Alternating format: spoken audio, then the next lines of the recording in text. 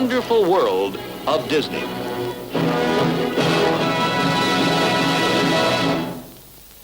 Tonight, from the wonderful world of Disney, we bring you Hamad and the Pirates.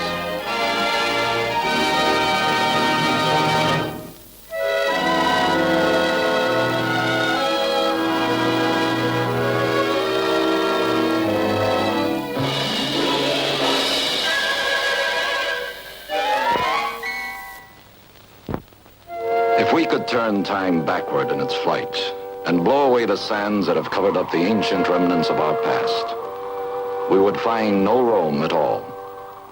Athens not even thought of. Even Egypt's Great Pyramid not yet begun. More than 5,000 years ago, beyond the eastern shore of the Mediterranean, the first flowers of civilization bloomed on the Gulf of Arabia. On the banks of the Euphrates River, Ur of the Chaldees, the birthplace of Abraham, flourished as the richest city in all Mesopotamia. And 2 days' sail southward beyond the river's mouth lay the small but wealthy island kingdom of Dilmun. Here came trading ships from Ur, heavy with cargoes of scented oils, woolen cloth, and silver. Others brought copper from Akan and luxuries from lands beyond the sunrise. Dilmun was an oasis, a desert island fed by artesian springs that bubbled up and made the land a garden paradise. But it was best known as a home of the fabled pearl divers of antiquity. And so beautiful were the pearls of Dilmun that they were known as the flowers of immortality. Legend says that Noah came here after the flood in search of the pearl of eternal life. But no great civilization lasts forever. And at last the sands of time moved in to cover the temples and the rich men's houses, burying the careful accounting books, the golden trinkets, the jars of offerings to the gods, and all the myriad signs of ancient glories. 2,500 years ago, Dilmun faded into legend and was forgotten.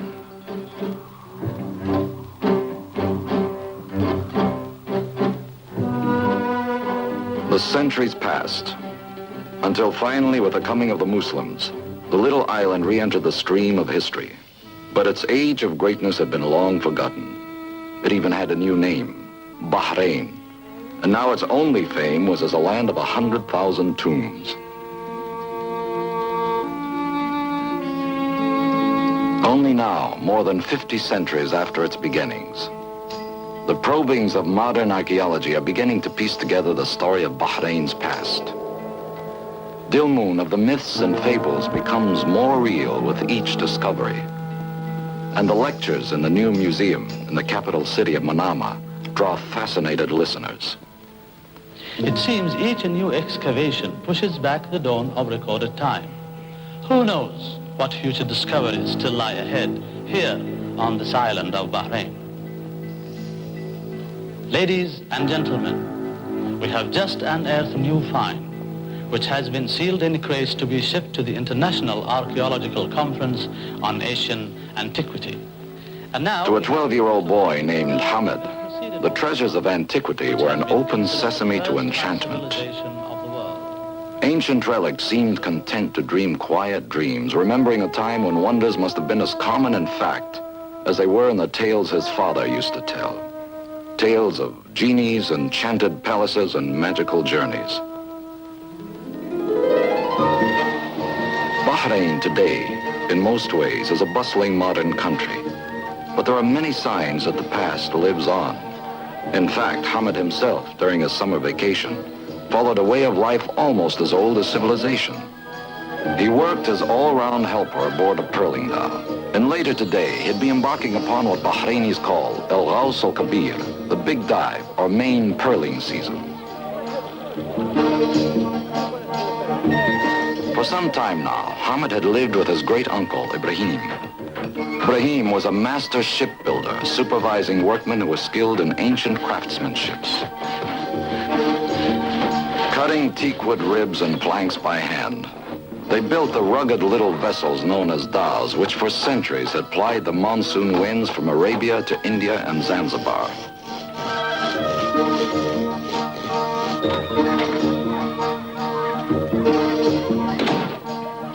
Before coming to live with his great-uncle, Hamad, who was the orphan son of a Gulf sailor, had stayed in a series of foster homes. It had turned him into something of a loner, a boy who kept to himself and had never really had time for a childhood. Kids' games bored him. At least, that was what he said.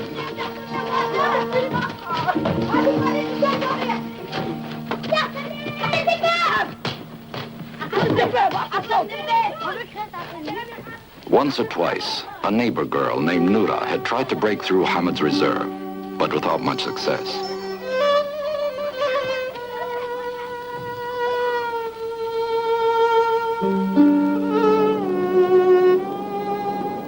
At the waterfront, it was obvious to Hamad that this was no ordinary day.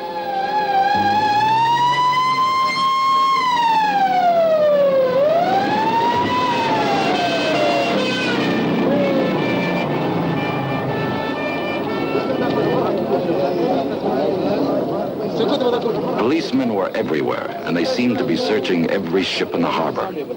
Whatever they were after, it must be pretty important. Well, the best way to find out about anything that was going on in Manama was to ask Ibrahim's old friend, Juma. Juma! A happy-go-lucky jack of all trades, Juma would be Hamad's boss and teacher on the pearling dhow. What's happening here? I don't know. Let's find out. Namshi. What was going on was a search for 4 stolen crates of relics recently dug up by archaeologists excavating at Barbar, a few miles west. Part of the same shipment of relics Hamad had heard about earlier in the museum. Found significance, priceless. It must be found. A missing treasure. Gold, perhaps.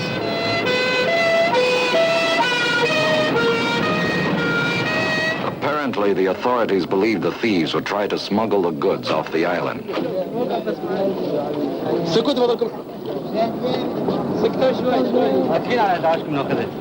they reached the Ghazala, the pearling dhow they would be taking, the police had just finished searching it. Ibrahim was waiting to see them off. Hello, Ibrahim. Hello, Juma. How are you? Oh, tamam, alhamdulillah. I will take good care of the boy. Don't worry. Hamad, this is for you. Ibrahim's gift was a heavy-bladed pearl diver's knife, an acknowledgement that Hamad would soon be doing a man's work. Shukran, ya ammi. Salam. Allah yasallamak, my son. But the goodbyes had to be brief. The Ghazala was ready to cast off.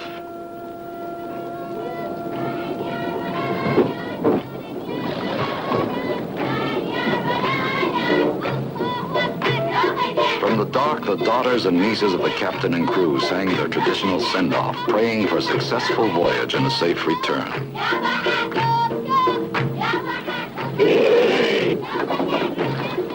Come on, Come on, la.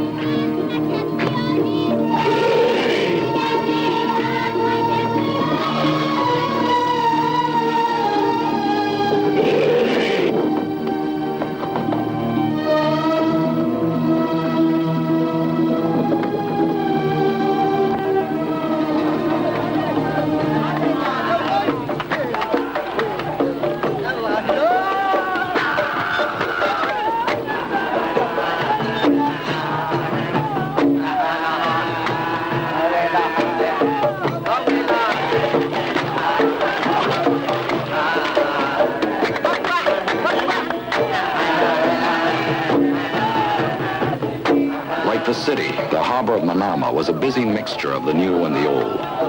From dhows like Sinbad must have sailed to modern jetliners.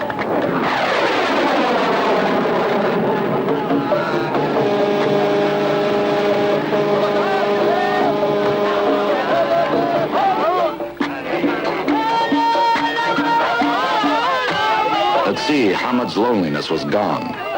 Here he was in his element, and the overnight sail would be as good as a holiday.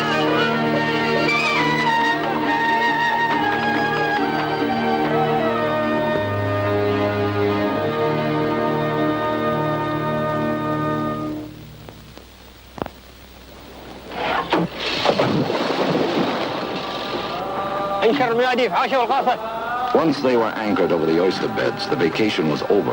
The pearl diver's profession demands unrelenting hard work from early morning till the light fails in late afternoon. The waters of the Arabian Gulf are a good deal saltier than the open sea. This means greater buoyancy, so the divers must use weights to help them reach the bottom.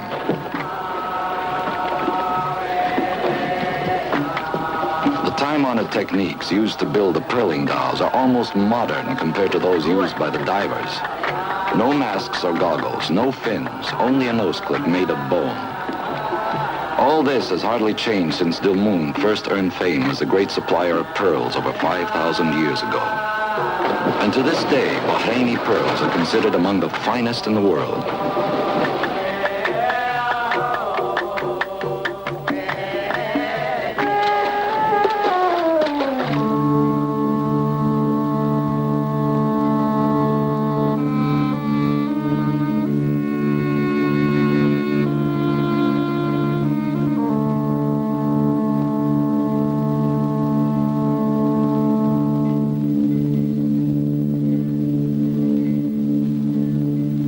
Diver was half of a two-man team. On deck, his partner waited for the signal to haul him back to the surface as quickly as possible.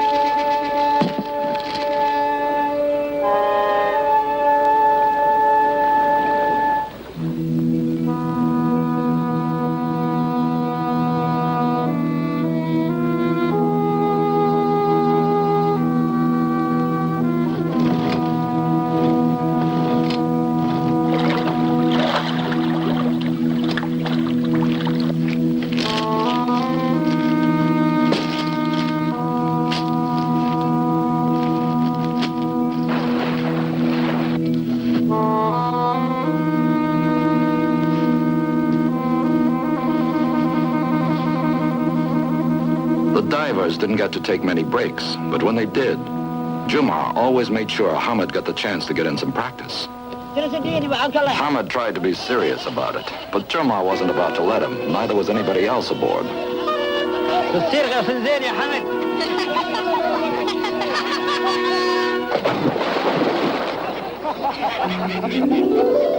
Most of the divers could stay underwater a good 2 minutes. But by the time Hamad reached the bottom, he was just about ready to start back again.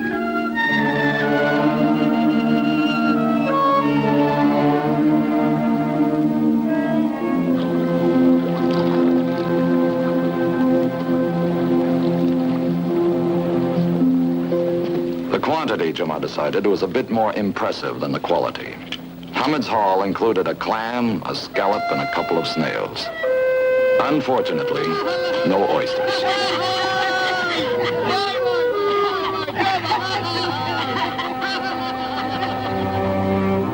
Meanwhile, there was plenty of light left and still a lot of work to do.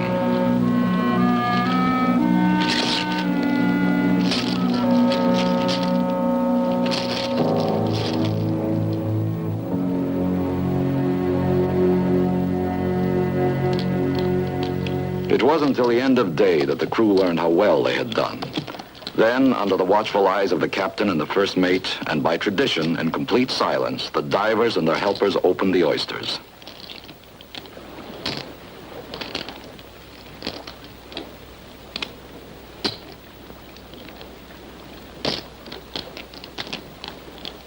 The old hands, of course, had found many pearls in their day, but to Hamad, it was still a new and exciting experience.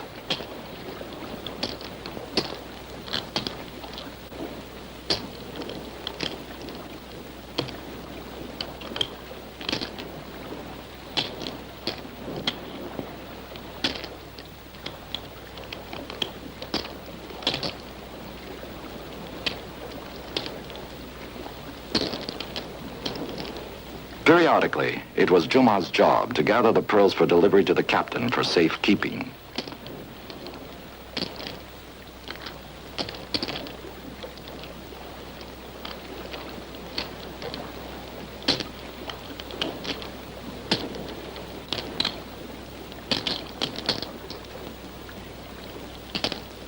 It looked like the start of a good trip. At the end of the voyage, the proceeds would be divided up according to previous arrangements. Part for the captain and part for the diving teams, who would all share equally.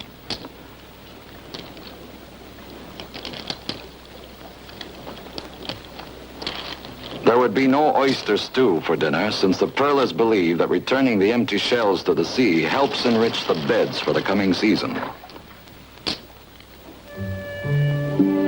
With one oyster bed depleted, they set sail for another. And so it went through all the sunlit hours of 5 summer days.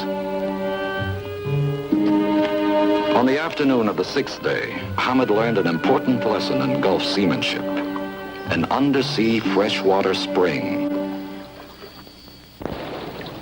The name Bahrain means 2 seas, perhaps because of the reservoir of fresh water which exists beneath this portion of the Gulf, and here and there bubbles up through the sea bottom. Now Hamad would learn how to fill a water skin right down at the mouth of the spring before the fresh water could mix with the salty.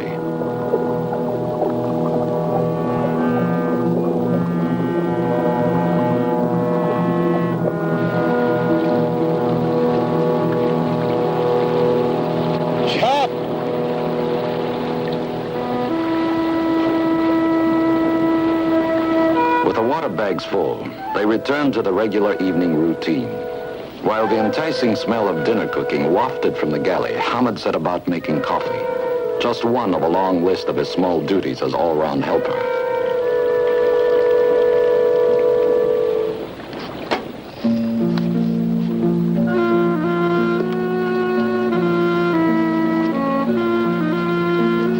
Unfortunately, the Ghazala's peaceful schedule was in for a rude interruption.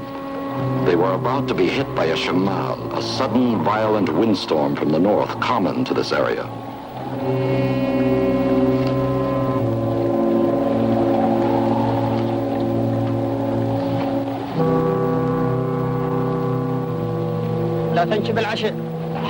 Safety demanded that they raise anchor and run with the storm using the auxiliary motor, even if it did mean everyone had to go hungry for a while. Everything on deck had to be secured, and quickly.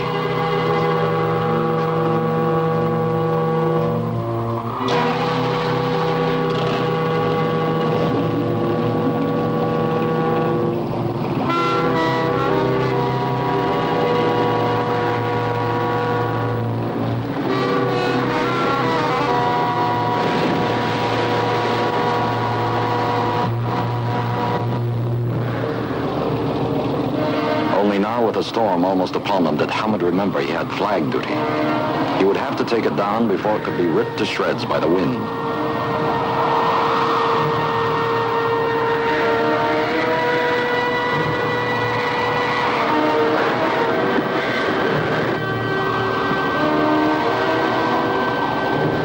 The pearls were the captain's responsibility. They'd be safest if he carried them.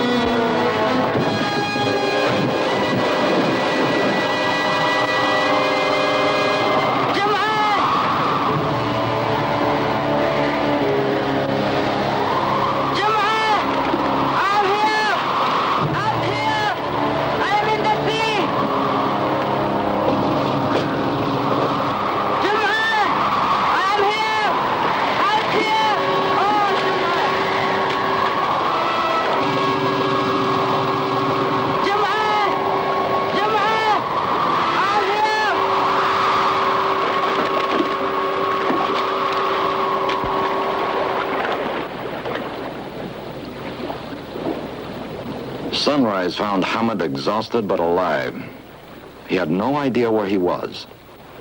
Land might lie just beyond the horizon, but which way?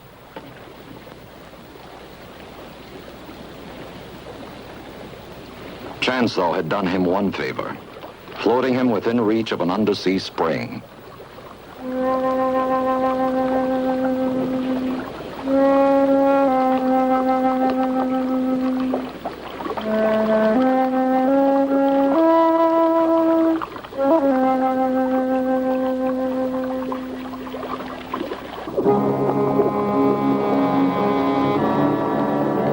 But the water was too deep.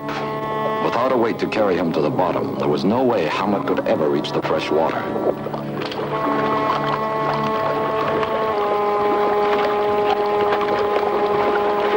All he could do was hang on and endure the passage of interminable hours and unbearable heat.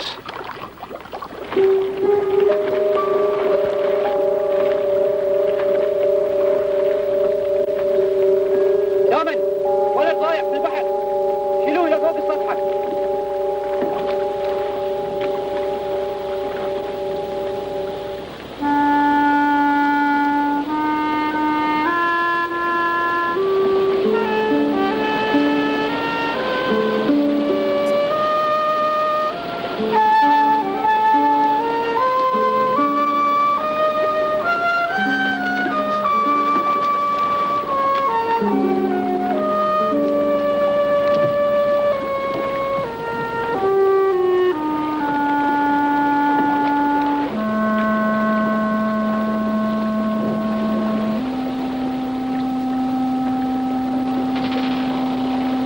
ماي للولد يلا بسرعة.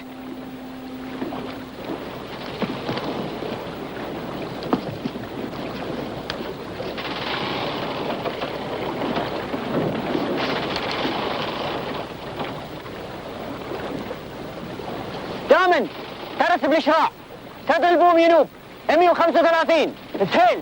صار سيدي.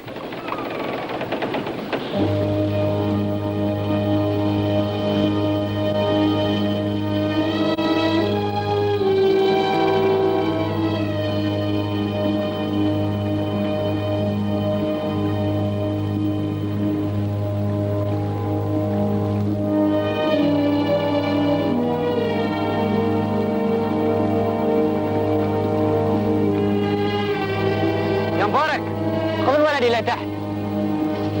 يلا يا رجال ارجعوا إلى أعمالكم.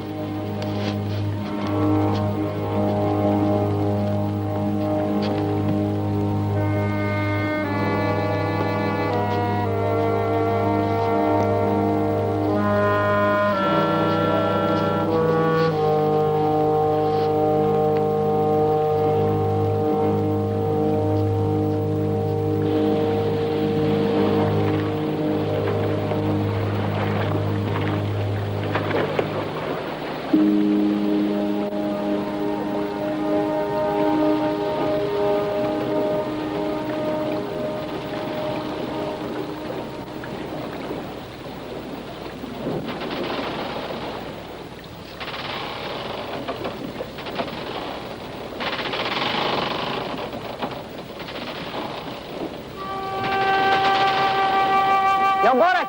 نعم سيدي.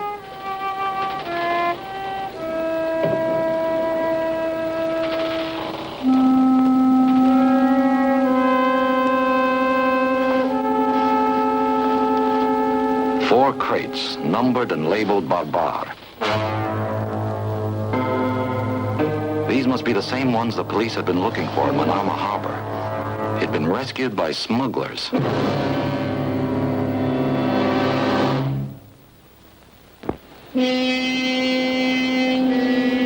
يا رجال نحن مدفوعين. قارب سريع قادم من جهة الشمال. On deck, the captain had spotted something in the distance. مبارك He recognized it as a patrol boat capable of 23 knots and mounting 3 machine guns. One of the fleet assigned to control smuggling in the Arabian Gulf. We have 5 minutes, he said. Lower sail and prepare for a chase. استعدوا للمطاردة. اي والله سيدي. كبوا يا رجال. نزلوا الأشرع واستعدوا للمطاردة.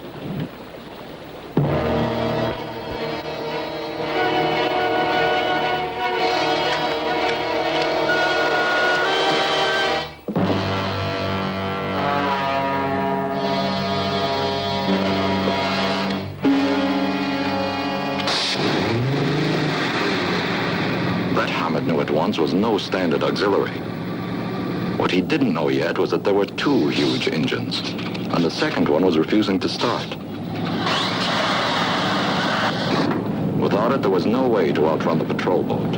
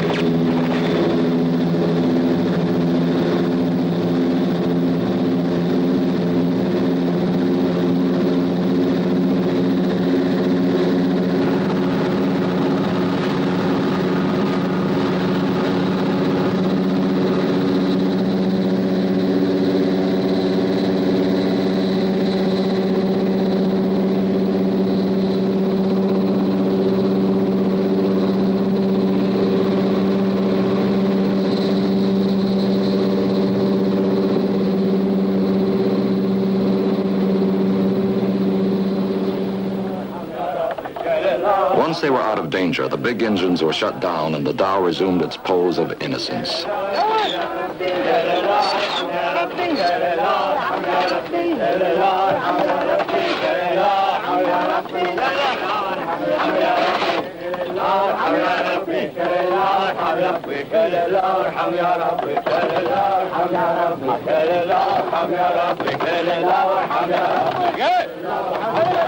انت يا ولد عشا تعرف الضغط نعم سيدي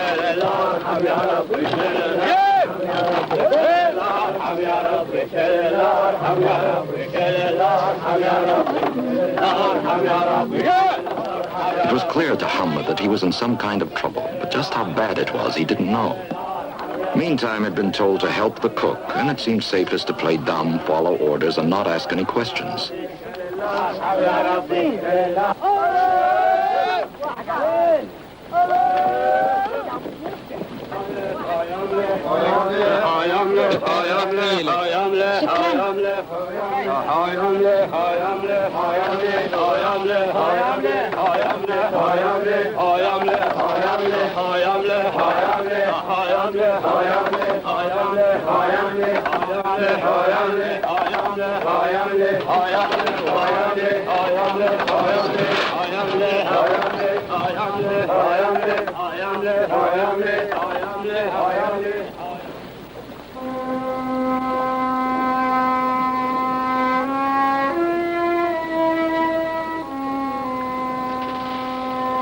That evening, Hamad was invited to dine with the captain and crew. It was a princely feast, but hungry as he was, he couldn't enjoy it.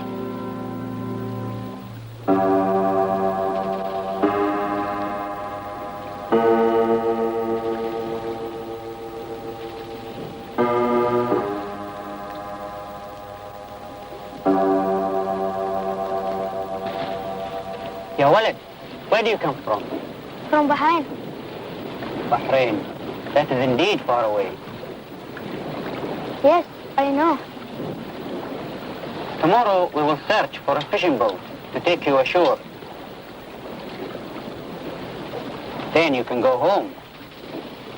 Thank you.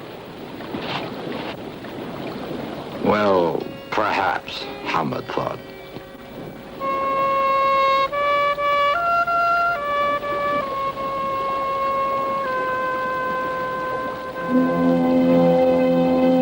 The dhow sailed on through the night, silent as a gull. Hamad was determined to stay awake, so he wouldn't miss any chance for a getaway.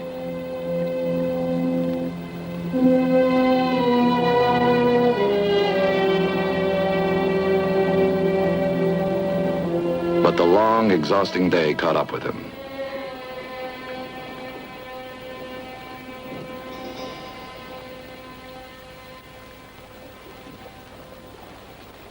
He awoke with a start in early dawn light.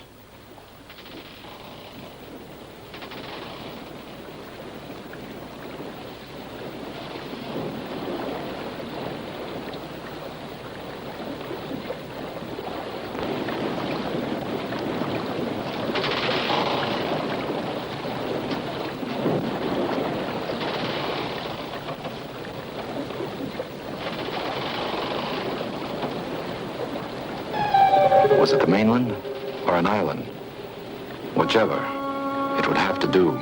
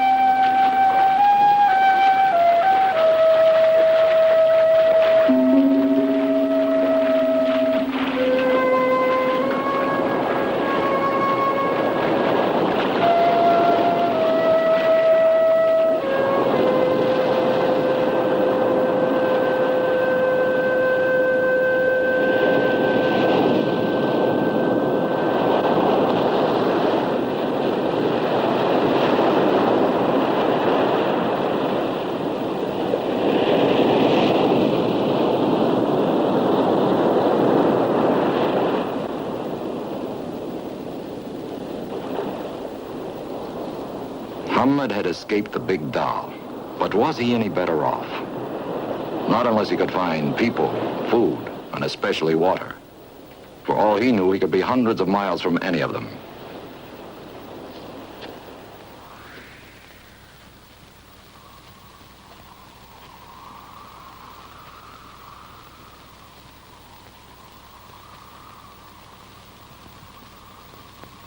Hamad's first reaction was to think he was seeing a mirage, but those walls were solid. There'd be people there and help, and maybe even a way home.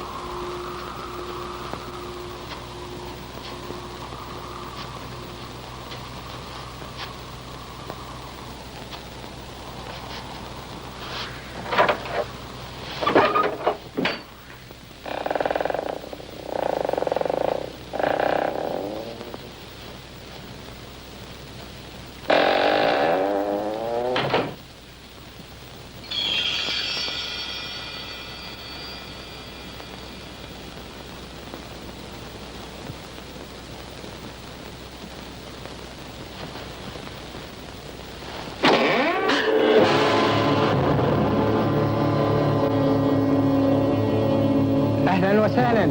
وين يا ولد؟ جيت من البحرين وضعت في البحر. Hamad could hardly believe his ears. حياك. تفضل. The last thing he had expected was to be received as an honored guest. هذه الجزيرة يا ولدي كانت مصيف حق شيخ عظيم. شكرا يا سيدي. His host soon satisfied Hamad's curiosity about the palace. It was indeed on an island, he said. It had been the summer residence of a great sheikh, and these decorated walls and painted ceilings had echoed to the sound of many voices and seen many great happenings unfold.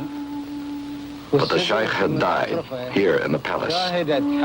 By ancient custom, his family had moved away, to leave the palace vacant until the time his heirs decided it would be proper to return, which could be many generations.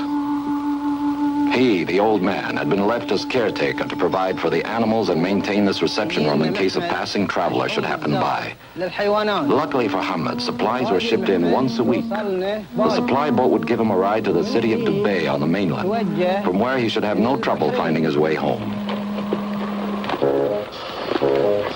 And so, next morning, they set out for the shore with a donkey train consisting of 8 veterans and an apprentice.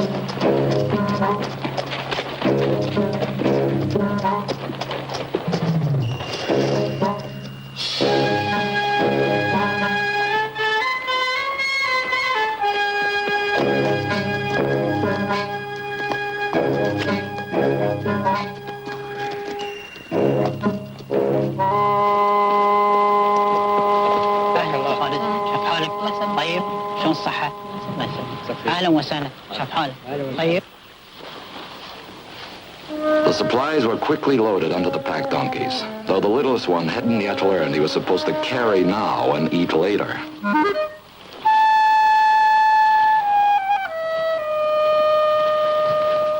سيدي نعم يا ولد. شكرا جزيلا. لا شكر على واجب. ثم الله. حياك الله يا مال كريم.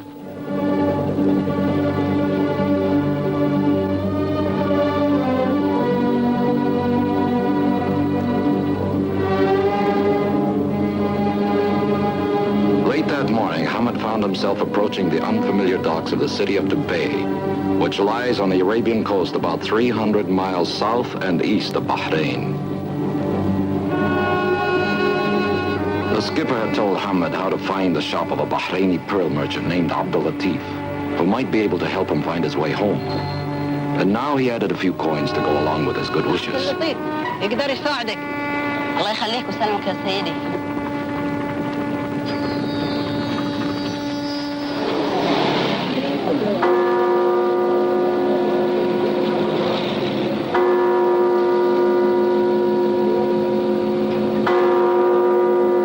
It was midday, and from minarets all over the city, the mueddins called the faithful to the noon prayer.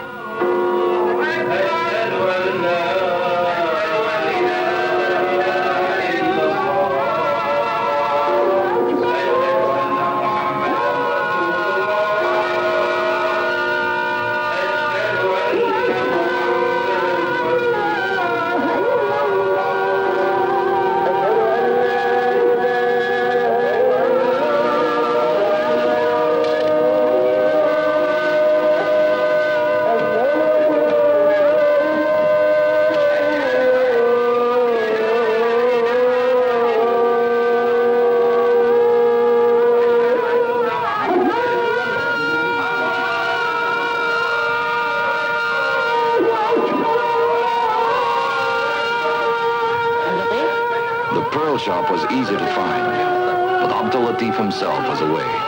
He'd gone to Bahrain to buy pearls.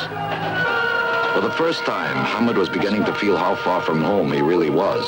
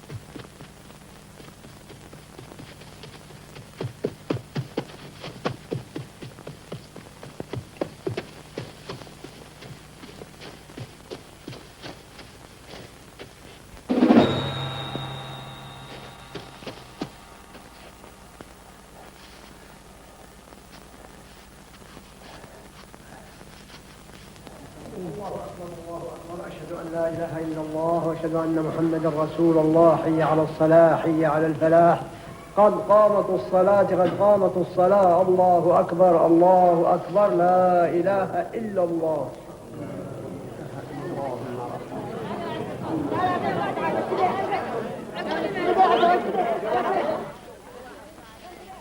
The murmur of voices meant the brief noon prayer was over, and Hamad knew the streets would soon be full of people once again. With luck, he should be able to stay lost by mingling with the crowds.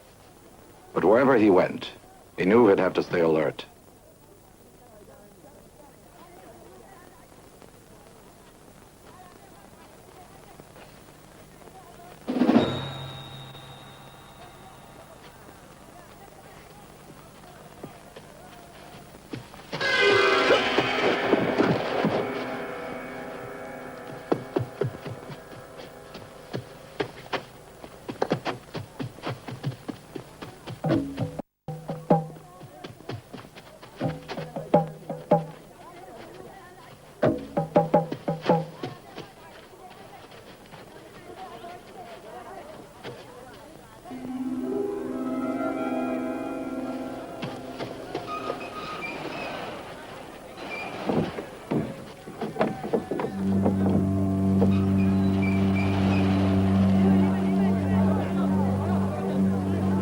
At the edge of the city lay a bustling square where town and desert met, where nomadic Bedou tribesmen came to buy supplies and sell their livestock.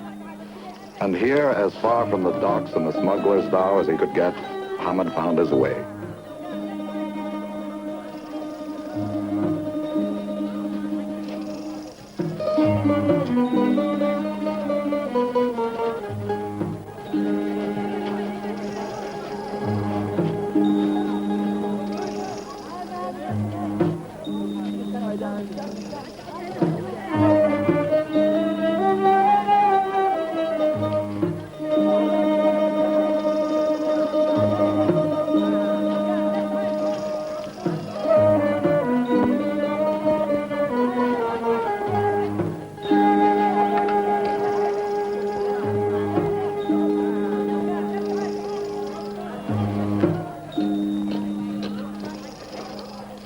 To a sea Arab like Hamad, the Bedou were figures out of legend, and they seemed to charge the air with a sense of wild and empty spaces. Obviously, the little caravan was preparing to leave. Out of curiosity, Hamad asked who they were and where they might be going. They were men of a Gahtan tribe, he was told, and they were heading for Rabiha, a small coastal town just a few miles from Bahrain. That was all Hamad needed to hear. عجلوا متأخرين جدا لازم نمشي بأسرع وقت ممكن بإذن الله.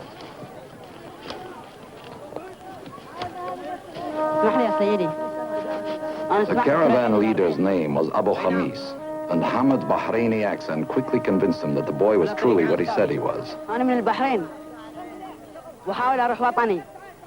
ممكن أجي معاكم يا سيدي؟ Ancient Bedou tradition insists that a traveler in need be given help, so Hamad was invited along.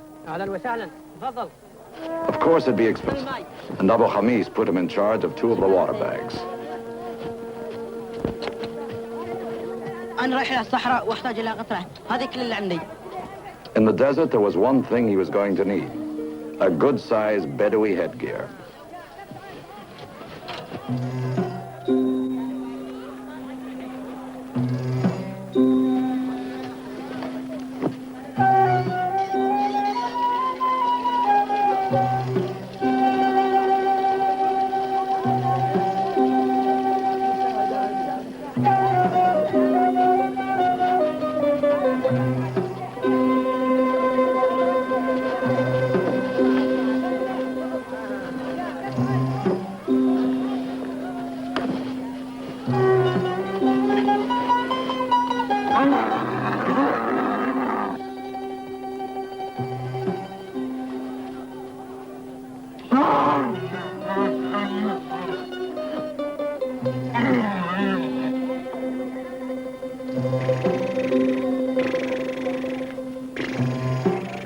يلا امشوا.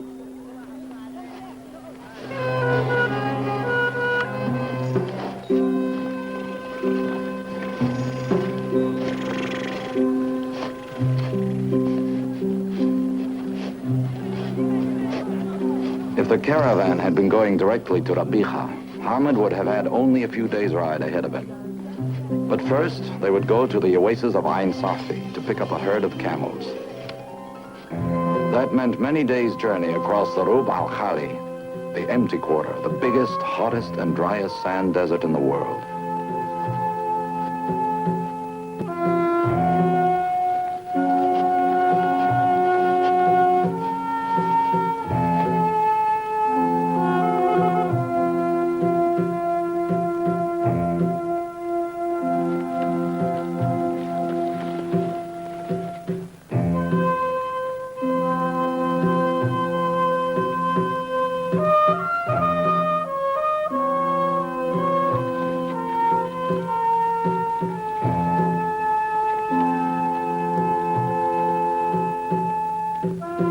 At camp each night, Hamad did his best to make himself useful, tending the fire and helping to make the coffee.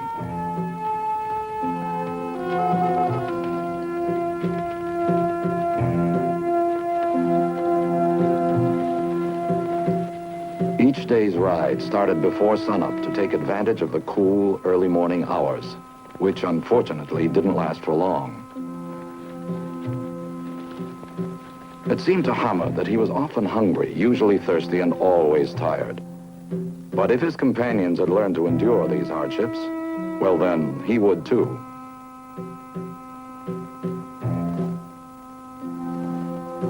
But endurance wasn't his problem so much as inexperience, because 2 days short of the next well, there was an accident with the last full water bag.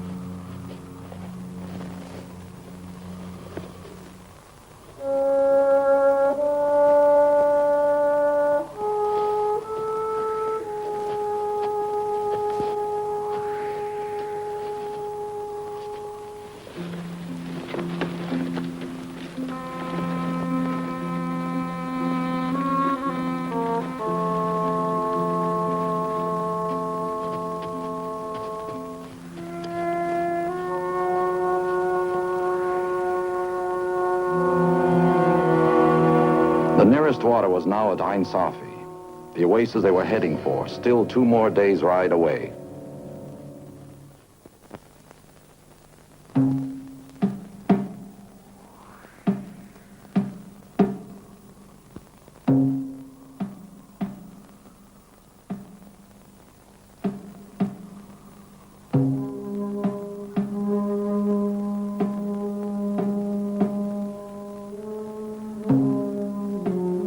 In the days that followed, Hamad was going to learn what real hardship was.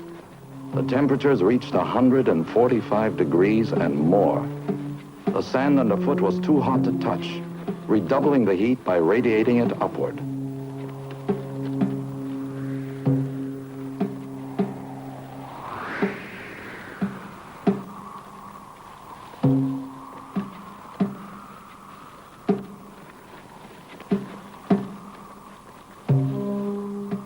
Parching winds blew sands off the dunes and made it difficult just to breathe. Every mile was so much like every other that to Hamad they seemed to be covering the same piece of ground over and over again. There was no relief from the thirst, and the frustration of lakes that were only mirages.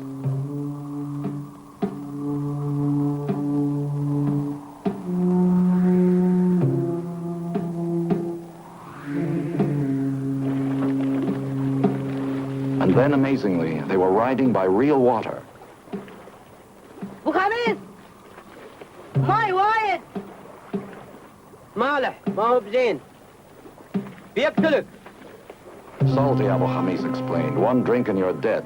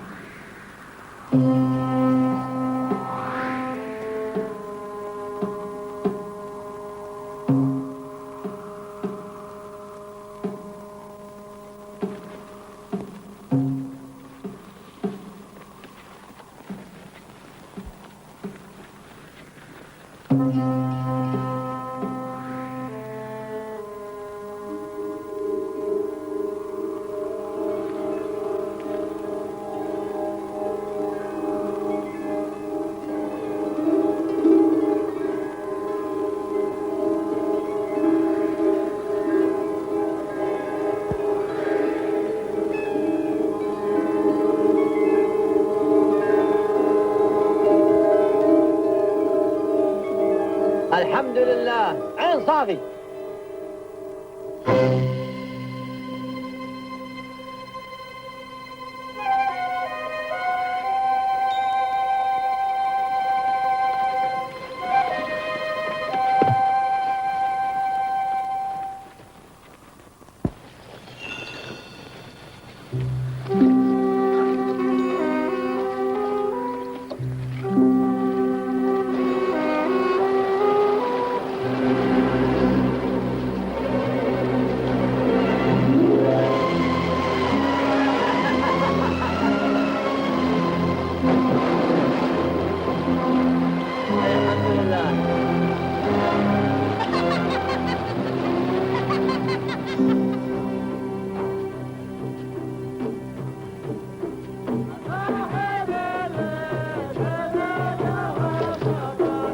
The oasis was a haven of plenty for all, where passing travelers could take time to relax and each, according to his own tribal customs, celebrate victory over the privations of the desert.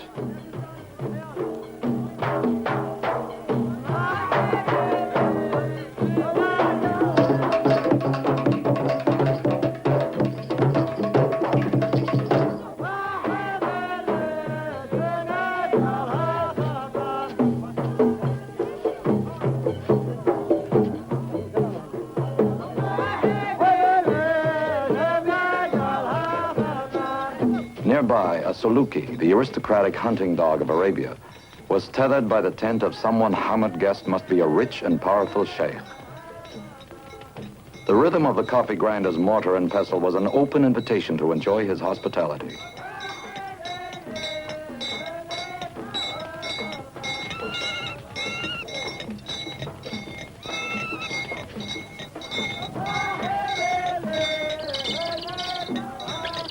There were falconers among his retinue and a pair of beautiful hunting birds.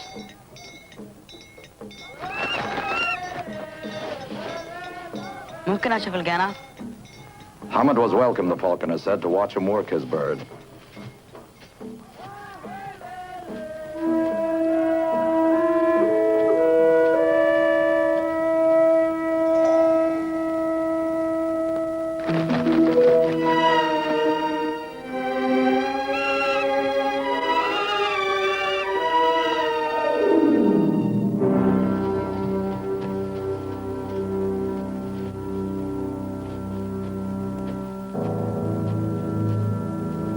Meanwhile, Abu Khamis was already making preparations for the next leg of the journey. His purpose in coming here had been to pick up a herd of camels. He would be taking them to Rabiha for sale as transport animals. But first he had to be sure they were capable of making the journey.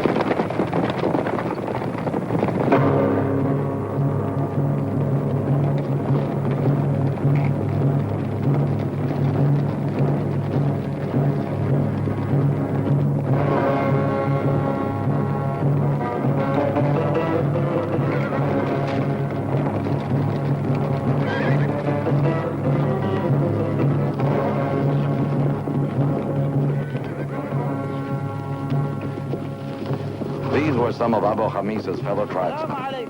Their leader was an old friend, happy to pass the time trading a few dozen of the traditional Bedou ways of saying hello, how are you? عليكم السلام. حيا الله الريال. كيف حالك؟ والسلامة. شلون الجماعة؟ حياكم الله في عين صافي. الله يسلم. محلكم. طول عمرك. أوليكم على تاليك. كيف الصحة؟ يا مرحبا. حيا الله الريال. مساكم طيبين. والربع كلهم. شلونكم؟ هاي الساعة البركة كلنا بخير ما نسلم. كيف الحال؟ الله يسلمك. يا طول عمرك. يا مرحبا. حيا الله الريال. كيف الصحة؟ وين الربع عنك؟ والله طيبين طال عمرك. نبي تنادونهم. والله حاضرين. حاضرين على الشارع. ترى على ما قال على ضيافتنا انتم كلكم. Next morning, Abu Khamis and his men, with Hamad and the camel herd, were on their way toward the coast. Traveling would be easier now. because the sands of the empty quarter were behind them. But even dune country wouldn't be a problem much longer. Cars and trucks are doing more and more of the camel's work. And when the camel is no longer in demand, the Bedou's livelihood will be gone. And with it, his whole way of life, and its age-old traditions of courage and unquestioning hospitality.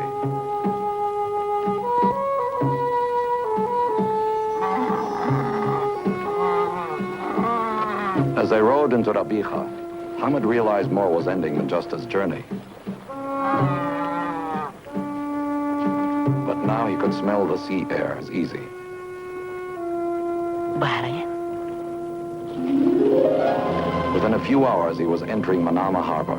He was almost home.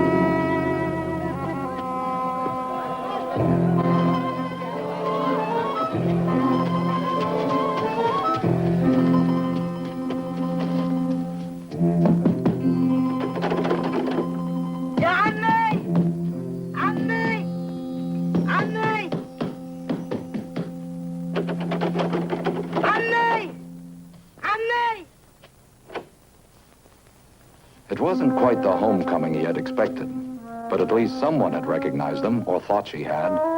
Noura, who lived just on the street. Hamad. Yes, Hamad. I'm alive, Noura. But where's my uncle Ibrahim? She told him that Ibrahim had gone to visit a cousin at the other end of the island and hadn't said when he'd be back. The big dish? Jum'a was working at the big dish.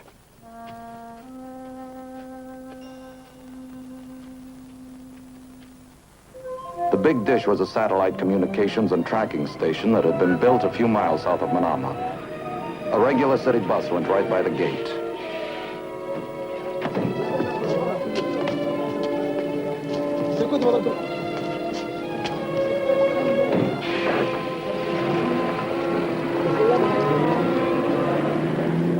من فضلك وين جمعة عبد الله؟ شكرا.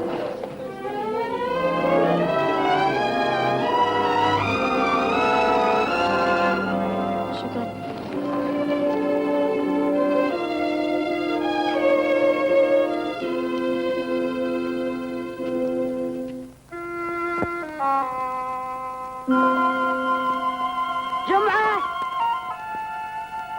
جمعة It is me, Hamad. حمد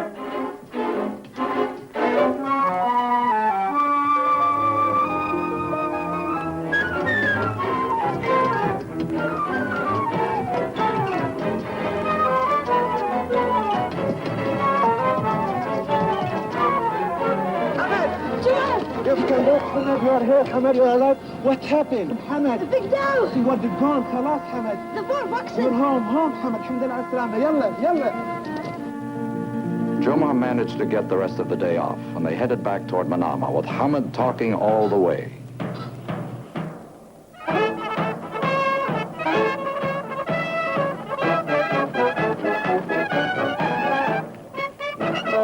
They'd reached the police fort when Hamad came to the part about the patrol boat chasing them, and the crates of treasure being thrown overboard, and the island of the 3 trees. And Jum'a began to sense the happy presence of opportunity. This was no time for Hamad to go and tell the authorities his story. As he explained, the crates might not even be there anymore. Wouldn't it be better to go and look and bring back whatever they found? If they were successful, they might even be thought of as heroes. He knew where he could borrow a boat, and they'd be back in Manama the day after tomorrow. It was a remarkably good and quick job of persuasion. Before they left, though, Hamad insisted on leaving a note for Ibrahim. Otherwise, he would learn of Hamad's return from Noura and then worry over why he had disappeared again.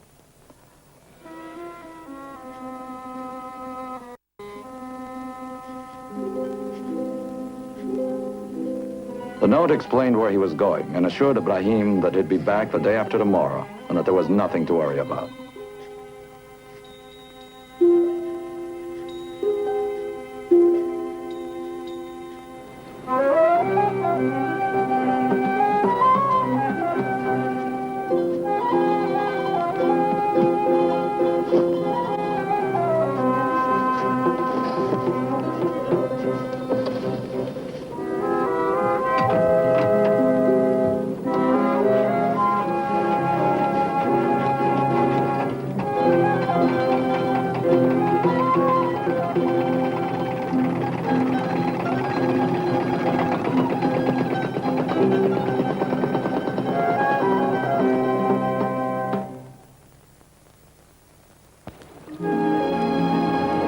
Jumah had been sailing the Gulf most of his life.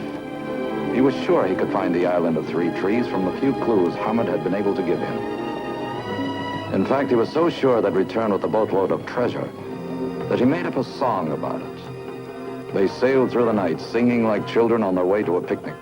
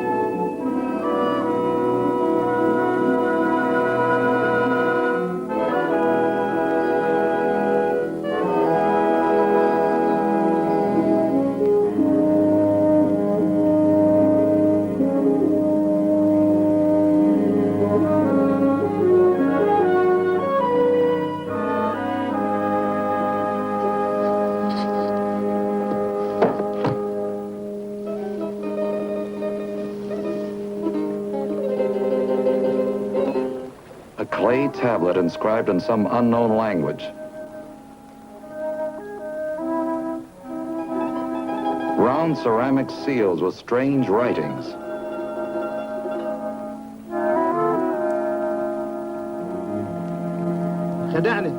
No gold, no jewels, not even an amber bead. Not much of a treasure, but surely no reason for Jumah to get this angry.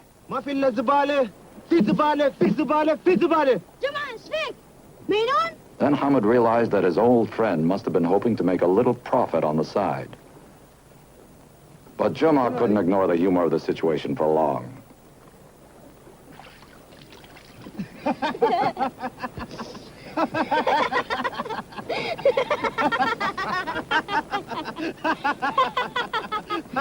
find the next one.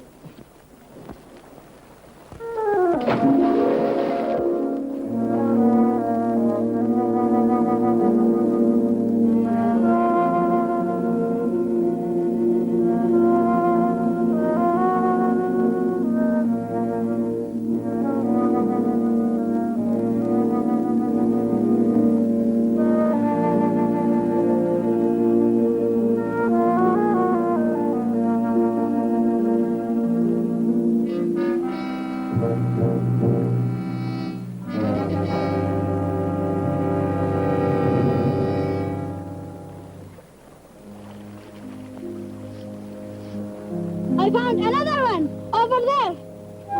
We'll have to move over to it.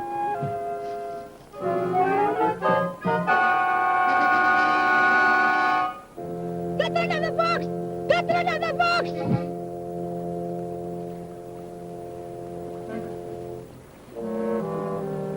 وقعنا في مصيبة.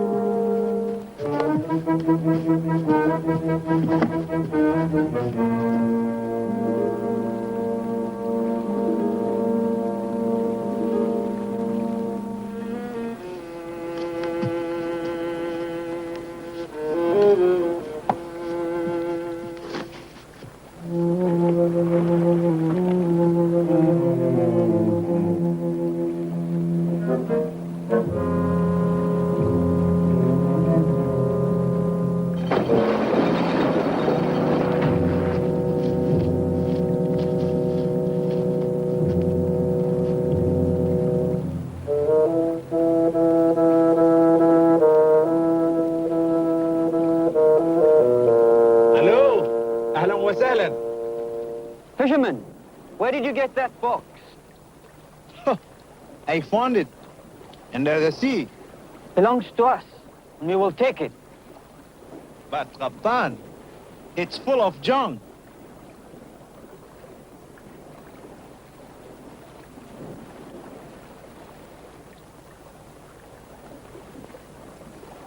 Then, it's yours. يلا يا رجال ارفعوا الصندوق الى فوق البوب.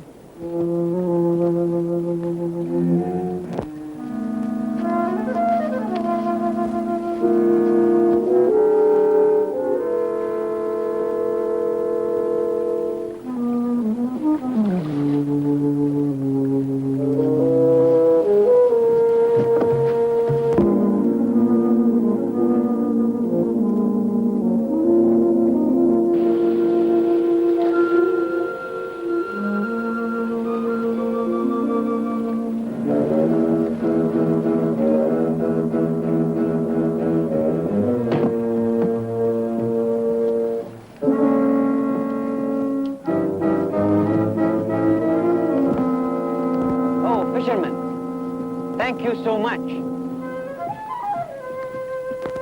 Now, go. We have work to do.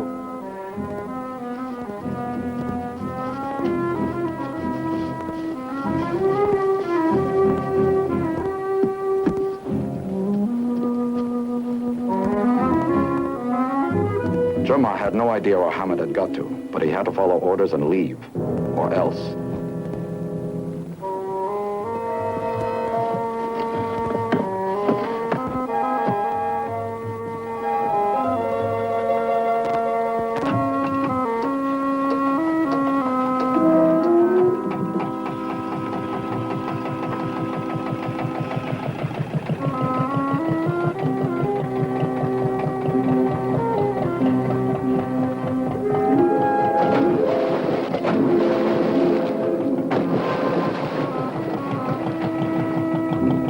Jumma finally did see where Hamad had gone. It was impossible to do anything about it.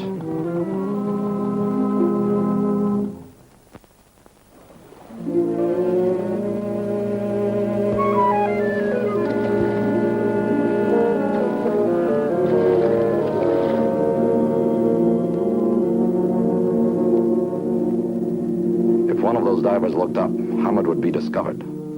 It'd be safer on the rudder, under the overhang of the stern.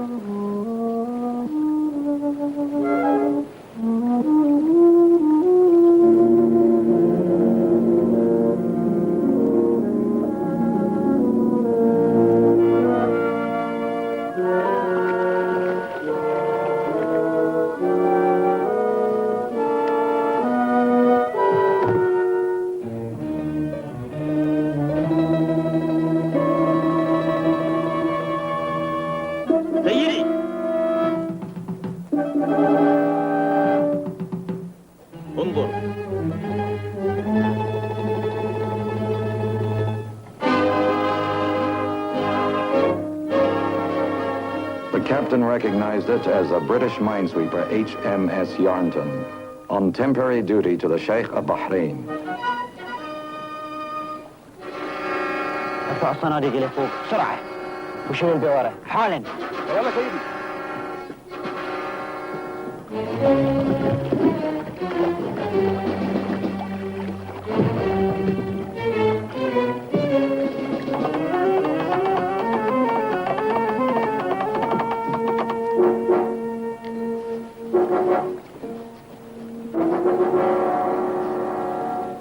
Aboard the Yarnton were Bahraini police who had been alerted by Ibrahim as soon as it read Hamad's letter. A big dhow and an island with 3 trees. Just what they were looking for. That's the one. Right. Action stations.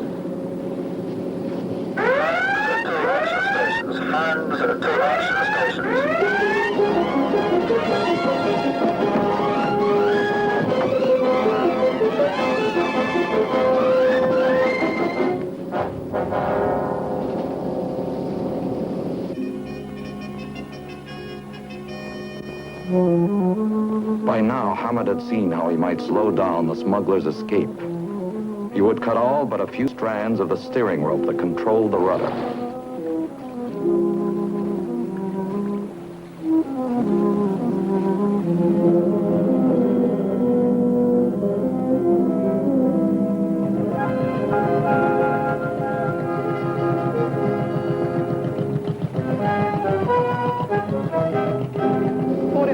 Stand to, policy surface, with HET, load, load, load. Stood to, surface, starboard, bearing green 15.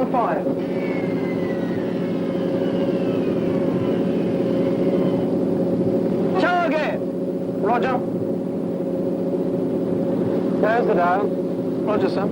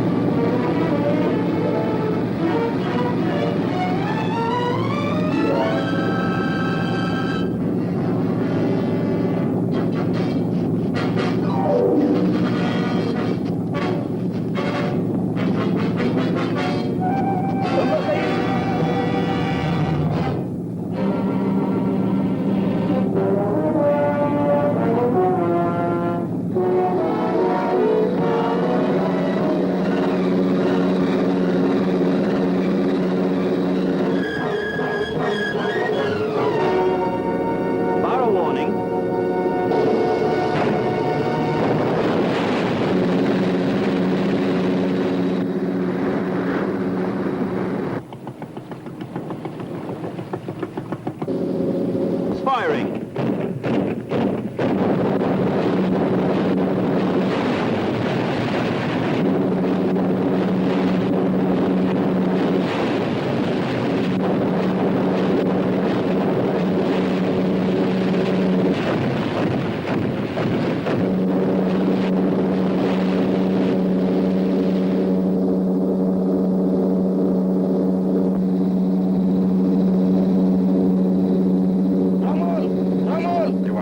Shallow water, a sandbar. It was possible to steer with the throttles, but not well enough.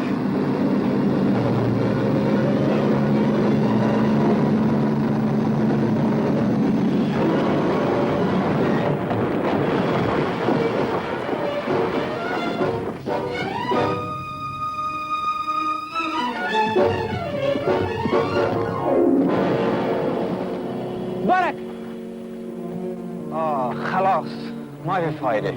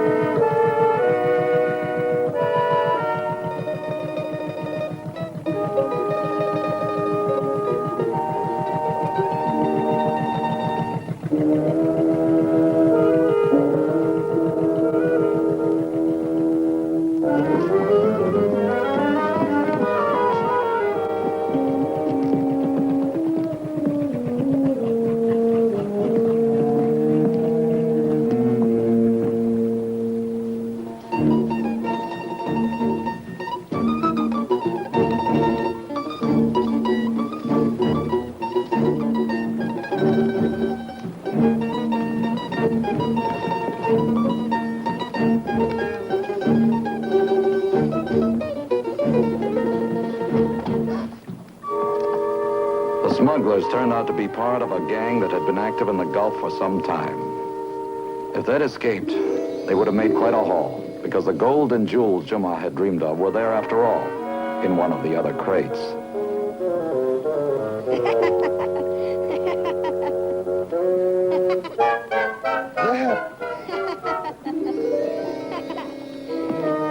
تفضلوا.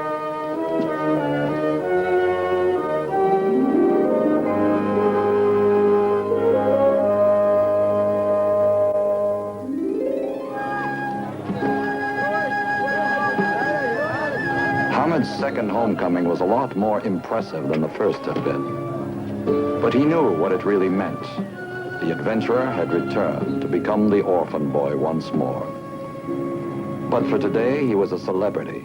And that meant that the neighborhood youngsters were eager to hear his own first-hand account of all that had happened from the moment the storm had hit the pearling dhow. كبير وارتفع النظرين نظرت لأسفل